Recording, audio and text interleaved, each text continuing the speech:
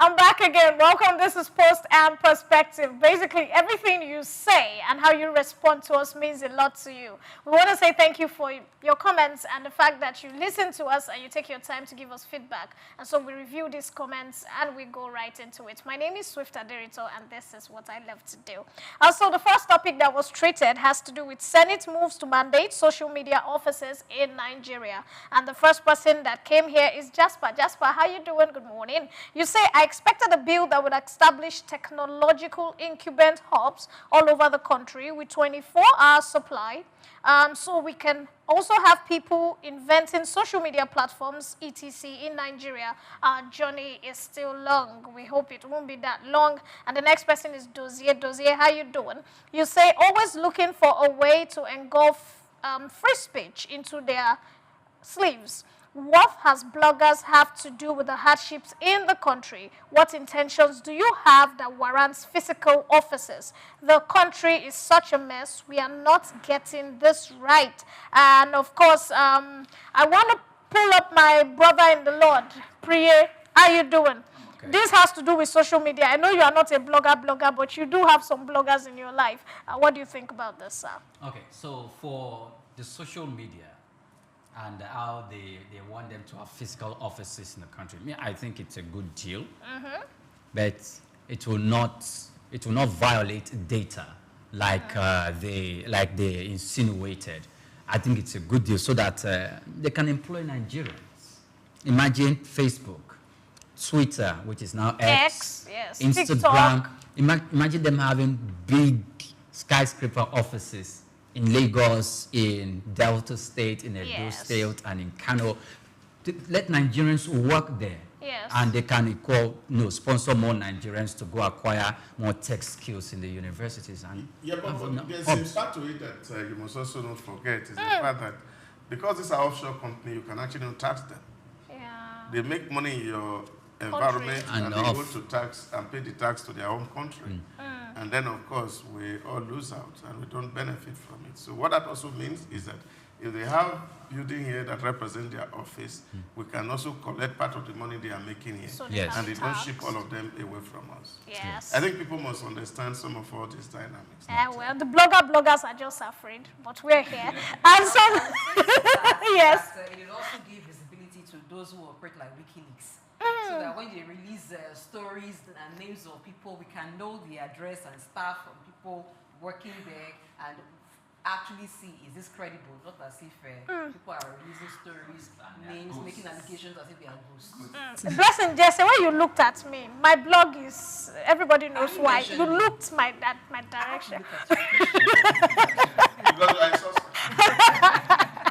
Okay, this one is FAAC distributes 15.26 trillion and African facade reforms. And the first person is Samuel. And Samuel says 15.26 trillion distributed or disbursed. And yet Nigerians see no real progress. Where did the money go, if you ask me?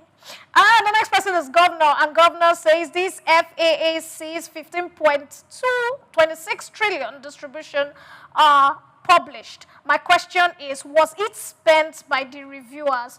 Who is watching? Who is demanding accountability? Why are Nigerians not interested in asking questions? And of course, someone else, Okpayemi, says, are many states still look ungoverned?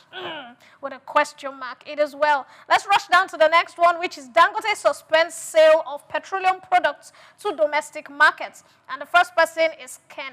Ken, how you doing? You say exchange rate is further worsened and fuel price to be increased further, Nigerians to suffer the brunt, while importers will be happy, and this is the status quo they have always wanted. The truth is a government that cannot prioritize the welfare of citizens is irresponsible. Supplying a certain quality of crude oil to Dangote is a no-brainer that will make the citizens praise the government. But no, these people look for themselves first and hope Nigerians will take it in and do nothing. This act will help Naira and keep the money in the pockets of Nigerians who are already suffocated by by the high prices of everything. The silence of the citizens have limits. We are close to a breaking point. And the next person is Mr. Bash, and Mr. Bash says this is not sensible at all for all the stakeholders involved in letting this come to this. So what is the essence of local refinery capacity if we do not get crude oil locally, and we have to sell to Nigerians in a way to make us depend on USD again? And Doctor, I want to ask you this question at this junction. What do you think about the statement? They're talking about the fact that why are they asking for USD when this is a local refinery, so we should have it supplied in Naira to Naira? Well, I think in the first place, it was a favor to sell to Dangote in Naira because crude oil is priced in dollar. That was the special arrangement that was entered into, and that when that arrangement was signed, from the information we have on the space is the fact that it was initial 6 months. Yes. And after the 6 months, which of course terminate at the end of this month, then it has to be reviewed. So what is ongoing is the negotiation about the review. Otherwise, if it is not reviewed or the agreement is not extended, then of course, which means we have to go back to the status quo ante, which is selling to them in foreign currency, because Nigeria being signatory to OPEC determine how crude is sold, because it's an international commodity. It's not just a local commodity, and that is what is in here. And like I've said, cautious optimism, hopefully that, of course, common sense will prevail, and that's logic to see that government sit down with these people and ensure that nobody is exploiting the common man that is on the street, and we're getting the real value for our money. Because one, government is also needing a lot of foreign exchange in their hands, and the only source of foreign exchange to government at the moment is just this crude that we sell. So that if we have to also meet our obligation to our creditors and to pay them in dollars, then we have to earn dollars. So these are all the intricacies and the complexity around the conversation.